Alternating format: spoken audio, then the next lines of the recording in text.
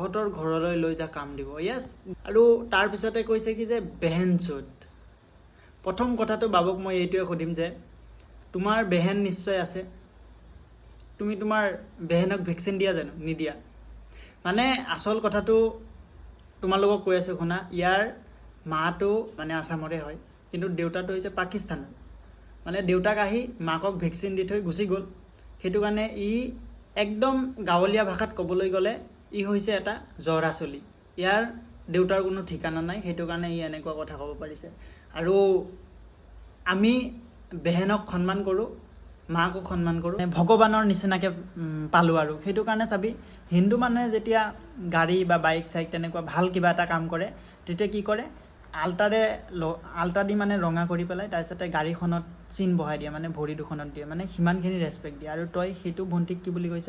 তই চা, মোৰ ভণ্টিক যে ৰেচপেক্ট দিয়া নাই সেইটো নহয়, তই যদি মোক দিব পৰা নাই তেতিয়াহ'লে তই ভাবি ল তোৰ ভণ্টিকো তই দিব পৰা নাই। কাৰণ তই যেনেকৈ দিবি তোকো তেনেকৈহে দিব, বেলেগে তোৰ ভণ্টিক ভালকৈ ক'ব জানো? সেইটো কাৰণে give respect to take respect ভাই, চবকে সন্মান কৰ। মেইন টপিকটোতো নিতিয়াহে, সি আকৌ বায়'ত কি লিখি থৈ দিছে যে সনাতন ধৰ্মৰ, আৰু সনাতন ধৰ্ম বুলি লিখি লৈছে। তাৰপিছত আকৌ লিখি লৈছে জয় শ্ৰীৰাম।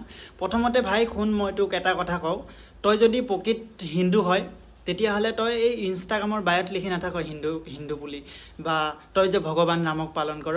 প্ৰথম কথা এটা কওঁ, তই যে বেহেনচোদ বুলি কৈছ, তই মদ ভাগৱত গীতা আৰু ৰামায়ণখন অলপ ভালকৈ পঢ়ি চাবি। ৰামক নিশ্চয় তই চিনি পাৱ চাগে, নাপাবও পাৰ, কাৰণ তইতো আচলকেতো তই হিন্দু নহয়, এনে বায়'তহে লিখি লৈছ। যদি ৰামক চিনি পাৱ তেতিয়াহ'লে লক্ষ্মণ চিনি পাৱ। বৌৱে কওক সি কেতিয়াও নিজৰ মুখৰ পিনেই চোৱা নাছিলে, সেই ৰামৰ ভক্ত হৈ তই কি কৈছ বেহেনচোদ। তেতিয়াহ'লে তই ভাবিছা তই কোনটো সনাতন ধৰ্মৰ? আচলতে তই কোনো ধৰণৰ সনাতন ধৰ্ম নহয়। আৰু ভাই শুন, খালি ইনষ্টাগ্ৰামৰ আইডিত যদি জয় শ্ৰীৰাম লিখি লওঁ তেতিয়াহ'লে তই কেতিয়াও হিন্দু হৈ নাযাওঁ। হিন্দু হ'বলৈ ন দিল চাফ হ'ব লাগে, বুজি পাইছ? আৰু তই মোক কি কৈছ, মই বোলে মিয়া। তই যদি প্ৰকৃত হিন্দী হ'লি হয় তেতিয়াহ'লে এই ভাই চা, এই কাণফুলিটো চাই তই গম পালি হয় যে মই সনাতনী হয় নে নহয়। প্ৰত্যেকজন সনাতন ধৰ্মৰ মানুহ যিবিলাক থাকে, মানে তই চাব পাৰ ভগৱান যিবিলাক আছিলে সনাতন ধৰ্মৰ, প্ৰত্যেকজন ভগৱানেই কাণফুলি পিন্ধাছিলে। তই এইটো কথাই নাজানো আৰু তই লিখিব আহিছ যে তই ভগৱান লৰ্ড মানে ৰামক ভাল পাওঁ। আৰু ৰামক ভাল পোৱাৰ আগতে ব্যৱহাৰ পাতি ভাল কৰ ভাই, য'ত ত'ত যি টি কমেণ্ট নিদিবি।